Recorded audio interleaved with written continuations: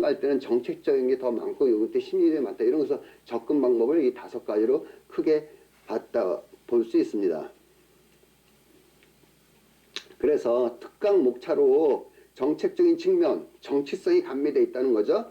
그 다음에 인구 세대수 사회 측면, 그 다음에 경제, 그 다음에 사람의 심리적인 본성, 그 다음에 문화적인 측면 5가지에서 다시 한번 설명드리겠습니다. 그 다음에 코로나 이후의 부동산 시장도 시간이 되면 제가 또 말씀드리겠습니다. 자, 1편 정치적인 측면에서 정치성이 가미됐다고 했습니다. 자, 서울이나 부산에 보궐선거 하면서 후보자들이 부동산 안정시킬게요 라고 하는 것이 무엇입니까? 자, 정치성이 가미되어 있다는 것입니다. 그리고 이념적으로도 정책을 필 때 항상 포함이 되어 있습니다. 사실 문재인 정부 들어서 정책적 이념적인 것이 포함이 되어 있어서 지금 정책 가격 상승 원인이 되고 있지만 그런 것들이 정책적으로 펴다 보니까 좀 정책적인 측면이 정치성이 같이 감면되어 있는 것은 여러분도 다 아실 것이고 여러분도 느끼실 겁니다. 정책 쪽에서 지금 현재 팩트는 어떻게 되고 있는가를 한번 보겠습니다. 자, 지금 현재의 아파트 청약은 엄청납니다. 엄청나는데 그 다음에 그 신규와 멸실이라는 게 있습니다. 여러분 2019년도에 멸실률이 도대체 몇 개가 멸실이 되는지 한번 여러분 보시면 놀라실 건데 어쨌든 멸실도 우리가 또 팩트를 봐야 될 거고 그 다음에 규제 지역과 비규제 지역에서 정부의 어떤 정책을 피고 있는가를 우리가 또 봐야 될 것 같습니다. 그 다음에는 수도권과 광역시, 중소도시의 부동산 시장의 전망인데 이런 것들도 세금 관련돼서 어떻게 연결이 돼 있나를 봐야 될 것 같고요. 그 다음에는 코로나 이후 부동산 시장 전망이고요. 그 다음에 시간이 된다면 신국토부 장관의 공급 정책에 따른 가격 변동의 이유가 지금 용적률 같은 거 역세권에 다 올린다. 그래서 이런 것들이 시장에 변화가 있다. 그럼 현재 팩트를 보면 이 역세권 개발로 인해서 수도권 역세권 주변에 반지하나 빌라들이 지금 가격이 폭등하고 있는 것들도 정책적인 측면에서 첨부가 되어 있지 않나 이렇게 생각합니다. 그래서 그런 것들도 우리가 바탕을 깔고 현재 팩트를 보도록 하겠습니다. 자, 여러분 이게 이분법적인 정책으로 문재인 정부는 출발을 했습니다. 자, 2017년도 5월 달에 문재인 정부 출범했을 때 뭐라고 했습니까? 부동산 가격을 잡겠다라고 했을 때 임대인하고 임차인하고 둘이 갈라졌습니다. 자, 임대인은 뭐라고 그랬어요? 주택 가격을 잡겠다 했더니 어이구 걱정이네. 가격이 다운되거나 가격이 잡히거나 그러면 집주인들은 은근히 자기 자산이 축소되기 때문에 걱정을 했어요. 사실은. 근데 임차인들은 어떻게 했어요? 집 없는 임차인들은 잘됐다. 그래 잡아라.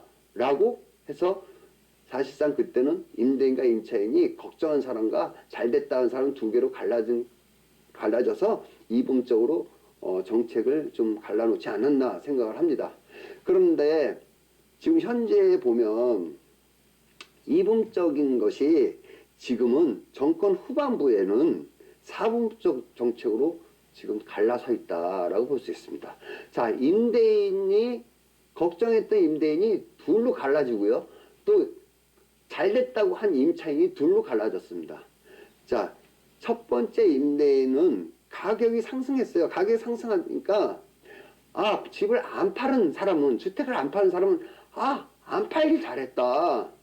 아니 그때 팔았으면 나 이 정도의 그 재산이 늘지 않았을 텐데라고 생각해서 상승을 하는 바람에 안 팔길 잘했다 했고 그때 당시에 집값을 잡겠다고 해가지고 걱정이 우선 앞선 사람은 집을 팔았습니다. 주택을 팔다 보니까 가격이 상승하니까 에이씨 괜히 팔았네 라고 해서 임대인 집주인들은 둘로 갈라졌습니다.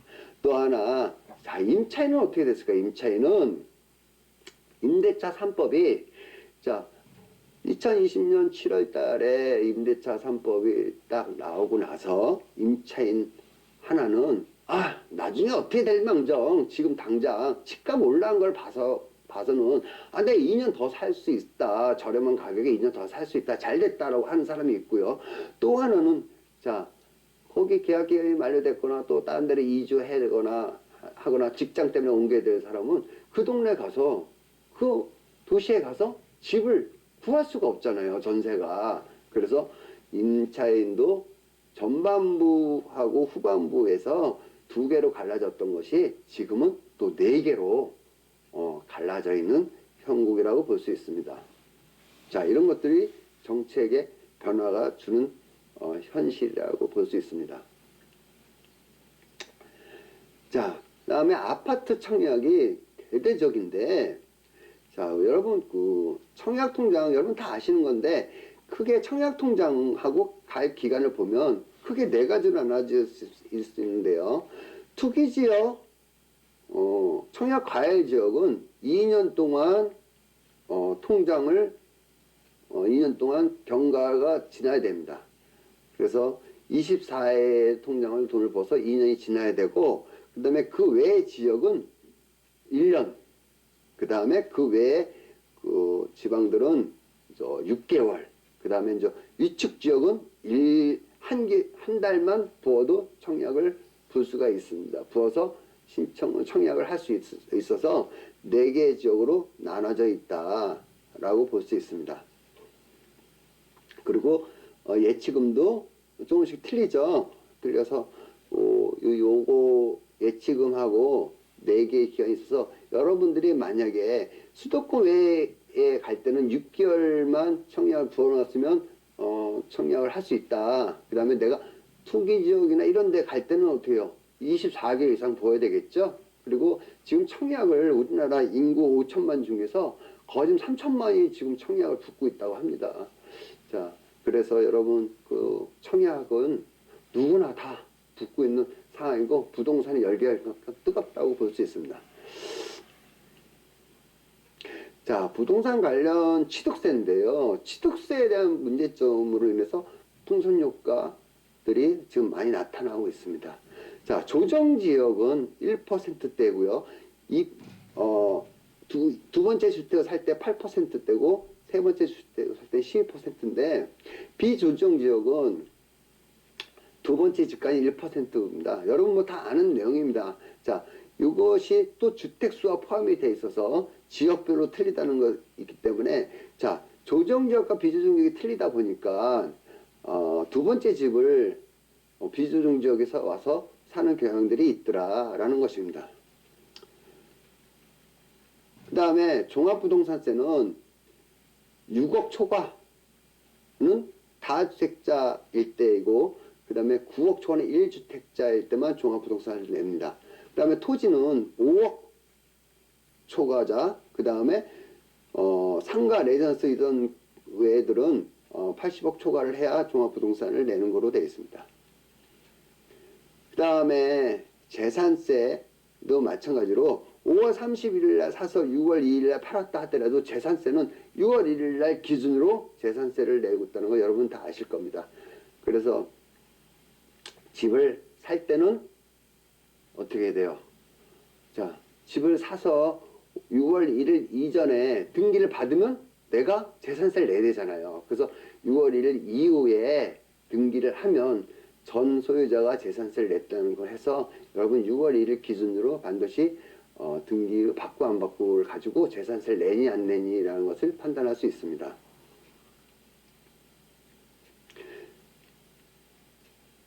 다음에는 우리가 시간적 보상하고 위험 보상이 있는데 자, 1주택자와 2주택자에 대한 그 조정지역과 비조정지역이 있는데 여러분 그 2021년 6월 1일 기준으로 지금 중과세가 지금도 다주택자 비조정지역의 다주택자는 10% 20%의 중과세가 있는데 6월 1일 날 중과세 플러스 중과세가 계속 누적이 돼서 6월 1일부터는 20% 30% 지금 양도세를 내야 된다는 걸 알고 계실 겁니다. 근데 비조정지역은 그런 중과세가 적용하지 않고 있다는 것입니다.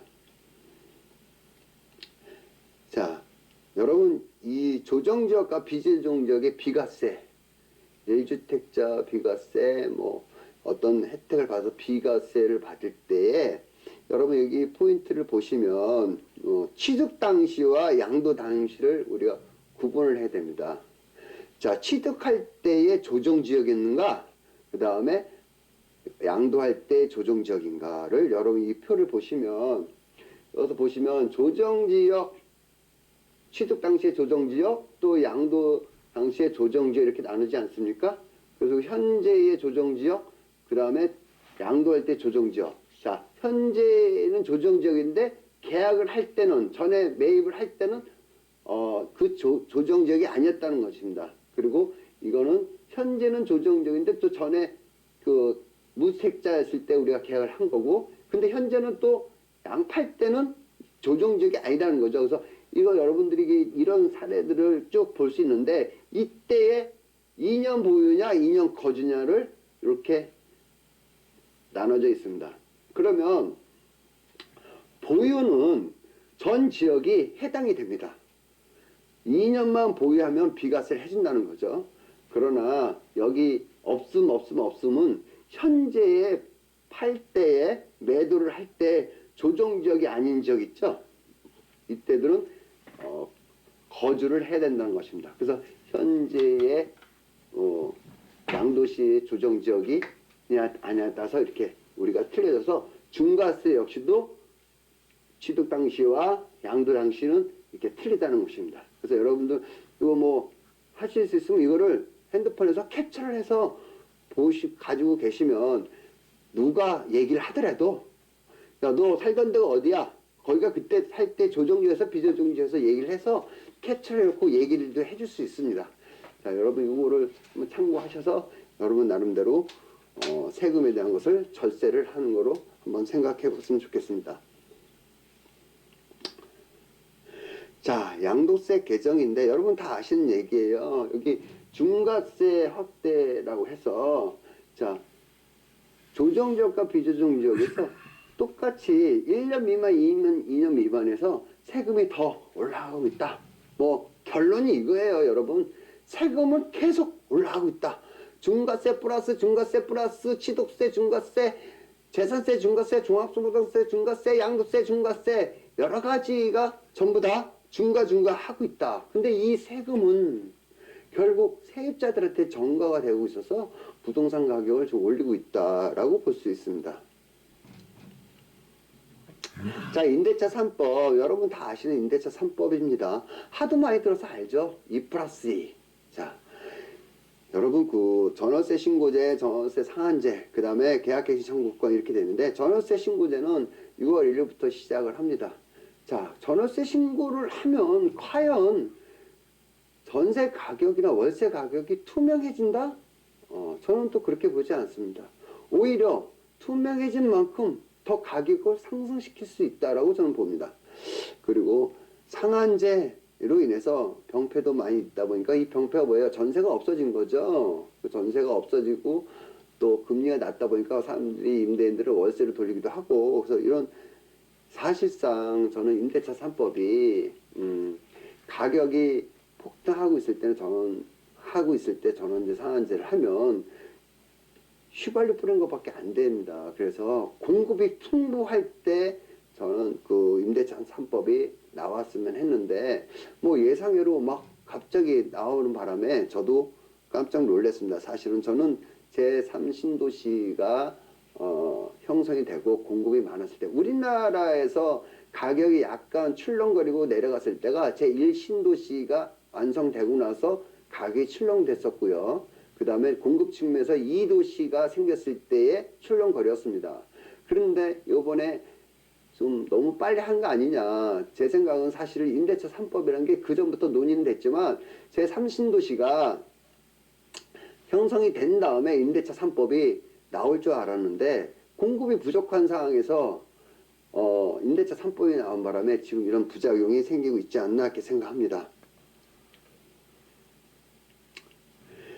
자, 임대차 3법의 장점도 있습니다. 자, 장점이 뭐예요? 세입자는 2년 더 거주할 수 있다는 거죠.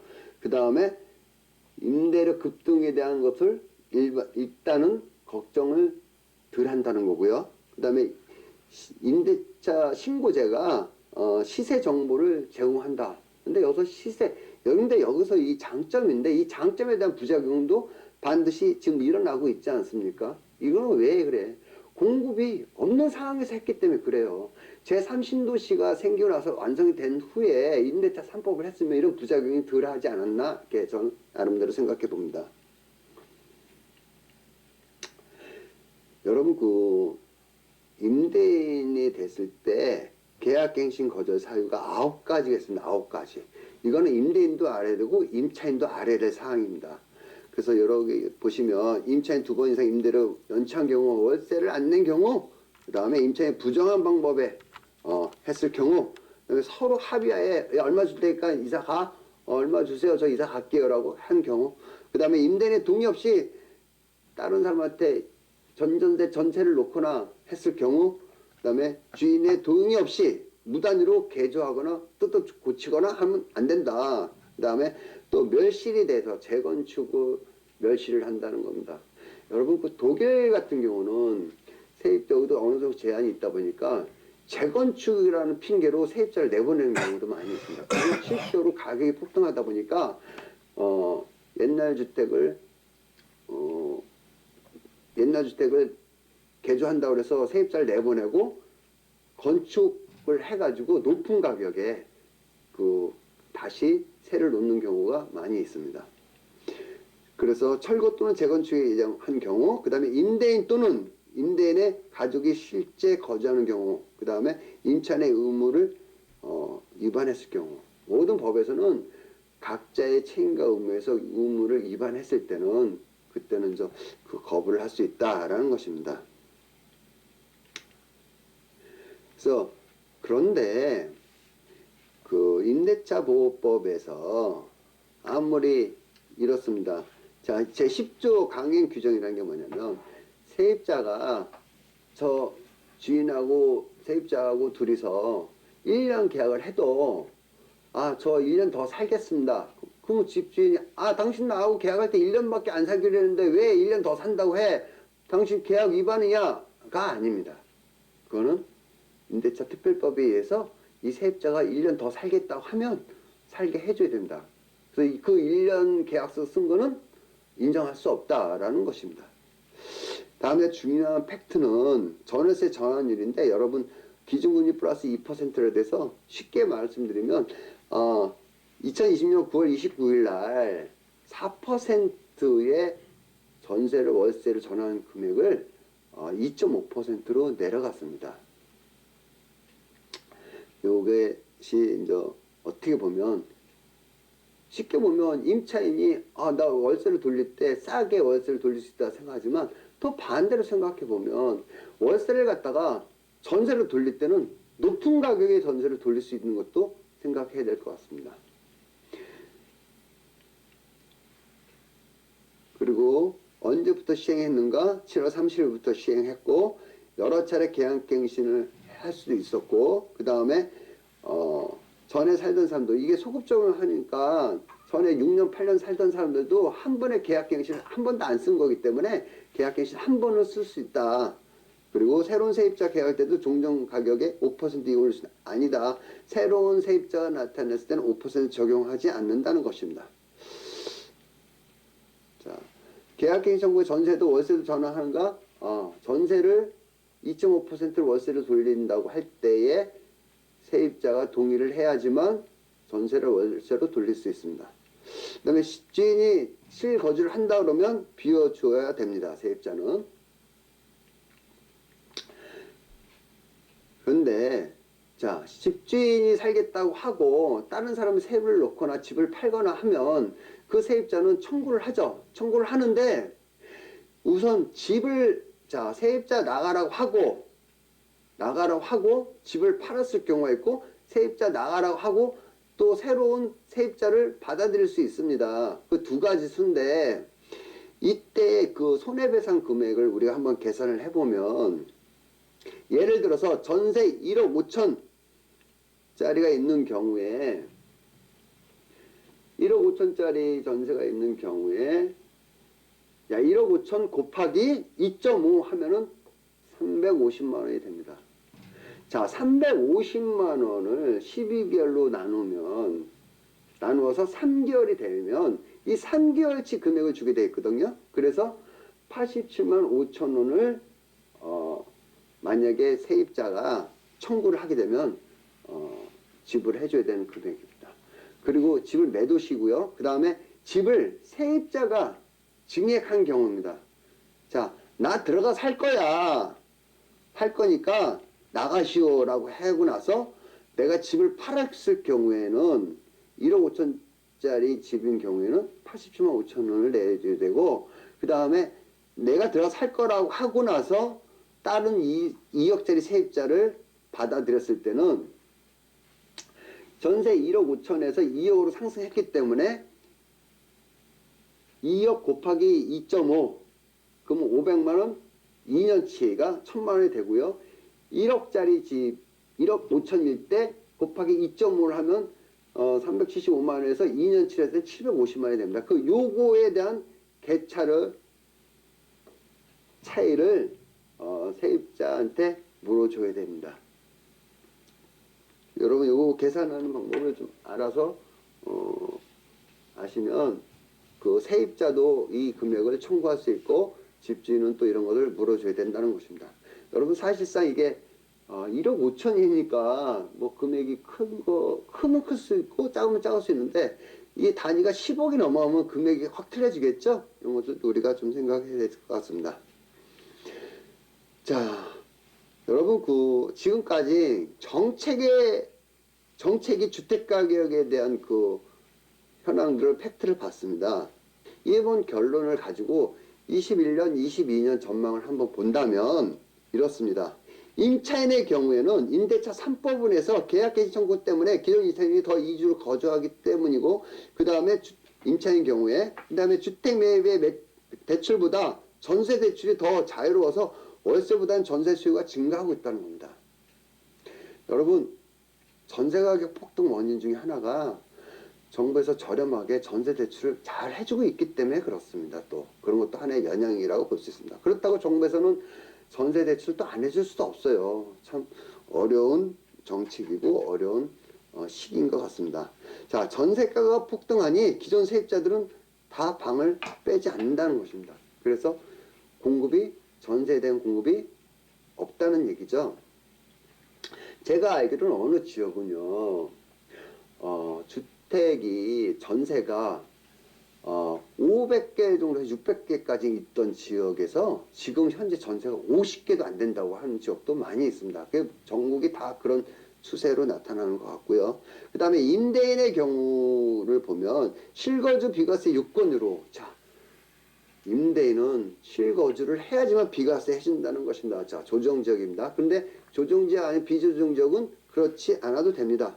그래서 실거주 하려고 하면 전세물이 실종되기 때문에 그렇고요. 또 임대차 3법 중에서 전월세 상한제 때문에 임대인들이 전세 매물을 풀지 않는다는 것입니다. 그리고 지금 재개발 재건축 제한으로 공급이 부족해져서 향후 공급이 더 줄어들 예정이라 하기 때문에, 그런데 이제 변창흠 장관님이 이제라도 공급을 더 하고 역세권의 재개발 재건축도 좀 완화를 하겠다라고 하고 있어서 그 결과가 언제쯤 어떻게 나올지는 좀 우리가 지켜봐야 될 것 같습니다. 사실 문재인 대통령 초창기의 그런 공약들이 전부 다 부작용으로 나타나고 있는 것이, 거기다가 더 휘발유 뿌린 게 코로나로 인해서 유동자금이 전 세계적으로 한국에도 너무 많이 풀렸어요. 그럼 유동자금이 그렇게 많다는 거는 자산, 부동산이라든지 주식이라든지 이런 것들을 폭등시키는 원인이 돼서 그게 대세입니다. 대세. 그 대세는요, 정책이나 금리나 모든 것이 이길 수가 없습니다. 그것이 유동자금의 무서운 대세가 지금 전 세계적으로 한국에서도 퍼지고 있다. 우리가 10여 년 전에 대한 유동자금을 비교해보면 약 3배 정도 늘었습니다. 유동자금이 3배 늘는 건요, 엄청난 겁니다. 전 세계적으로 그런 때가 없었습니다. 지금 현재는 옛날보다 유동자금이 3배가 늘었다는 걸 여러분 염두에 두시고, 이 유동자금이 많기 때문에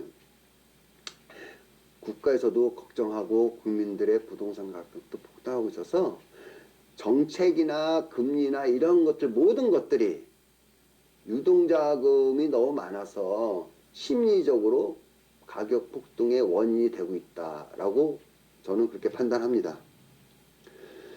자,